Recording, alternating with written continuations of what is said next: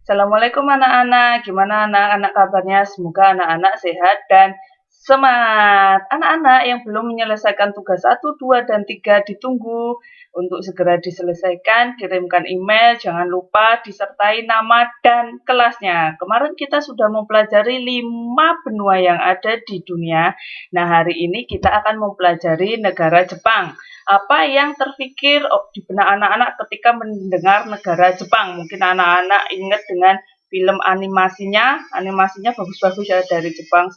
Salah satunya adalah film Doraemon yang sangat legendaris, atau mungkin anak-anak jadi ingat pengen liburan ke Jepang pada saat musim bunga sakura, atau mungkin anak-anak ingat yang lainnya. Nah, sebelum mengenal tentang negara Jepang, kita akan mengetahui dulu beberapa hal tentang negara Jepang. Yang pertama, ibu kota Jepang itu Tokyo, anak-anak sudah tahu. Kemudian ada di sana agama di Jepang itu ada Shinto, ada Buddha, ada Kristen. Kemudian pemerintahan di Jepang itu kerajaan konstitusional. Kemudian kepala negara Jepang ada kaisar, mata uang yang ada di Jepang adalah yen. Jadi kalau anak-anak liburan ke sana, anak-anak tidak boleh membawa uang rupiah. Karena apa? Tidak bisa digunakan untuk membeli. Jadi kalau anak-anak mau liburan ke Jepang, anak-anak harus menukarkan mata uang rupiah ke yen. Oke? Nah, kemudian di Jepang letak astronomisnya adalah 30 derajat lintang utara sampai 40 derajat lintang utara dan 128 derajat bujur timur sampai 146 derajat bujur timur.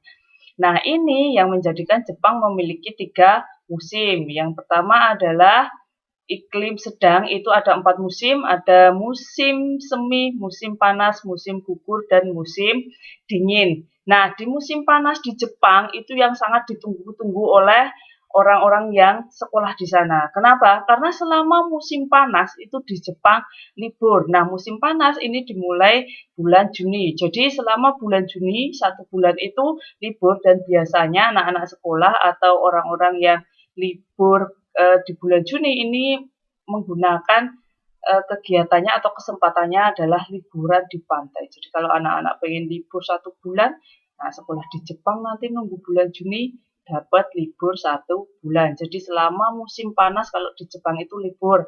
Kemudian ada musim dingin yang ditandai dengan butiran salju. Jadi kalau anak-anak pengen liburan di sana dan menikmati salju yang ada di Jepang, anak-anak bisa ke sana di bulan Desember. Seperti itu. Ini adalah beberapa perbatasan yang ada di Jepang. Jadi bagian timur itu berbatasan dengan Samudra Pasifik, di bagian barat itu berbatasan dengan Selat Korea atau Laut Jepang. Kemudian di sebelah utara itu berbatasan dengan Pulau Sakhalin, di sebelah selatan berbatasan dengan Samudra Pasifik. Nah, anak-anak ingat Gunung Fuji? Itu adalah gunung yang tertinggi dan terkenal di Jepang. Ya, namanya Gunung Fuji. Nah, di Jepang itu datarannya kecil, cuma 30% dari luas wilayahnya. Jadi hampir 70-80% itu wilayahnya adalah pegunungan.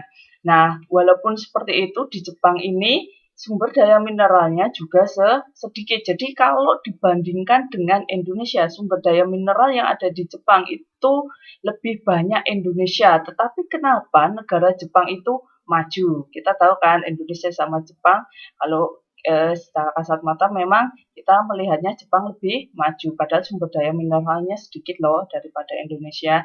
Nah, ini adalah beberapa sumber daya mineral yang ada di Jepang seperti batu bara, timah, kemudian minyak bumi. Walaupun mereka punya sumber daya mineral, mereka tetap impor dari negara lain karena sumber dayanya tidak cukup untuk memenuhi kebutuhan seluruh negara yang ada di seluruh wilayah yang ada di negara Jepang.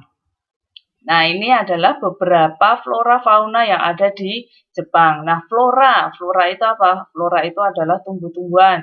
Nah, di sana ada pohon ek, bagus ya namanya. Pohonnya anak-anak bisa searching, itu hampir mirip seperti pohon pinus. Kemudian ada bambu, kemudian ada pohon maple, birch, beech, dan poplar. Nah, ini adalah floranya. Nah, kalau fauna itu adalah hewan-hewan yang ada di Jepang, seperti ada di sana ada babi, kemudian babinya tapi babi hutan, kemudian ada monyet, ada serigala, dan ada rusa. Nah, penduduk di Jepang itu ternyata terdiri dari beberapa etnik Jepang atau orang asli Jepang, kemudian di sana juga dihuni oleh orang dari Korea, Cina, dan dari negara yang lainnya. Nah, agama tadi sudah kita dibahas di depan ya, ada negara Shinto, ada Buddha, Kristen, yang paling banyak adalah Shinto, yaitu penyembah matahari atau dewa matahari. Nah, ini beberapa hasil dari pertanian yang ada di Jepang, yaitu ada padi, gandum, sayuran, kedelai, buah-buahan. Walaupun negara Jepang 70-80% itu adalah wilayahnya pegunungan, tetapi di sana juga memiliki hasil pertanian yang banyak. Nah, kalau industrinya itu yang kita gunakan sepeda motor dan lain sebagainya ya. Nah, itu adalah industri dari negara Jepang.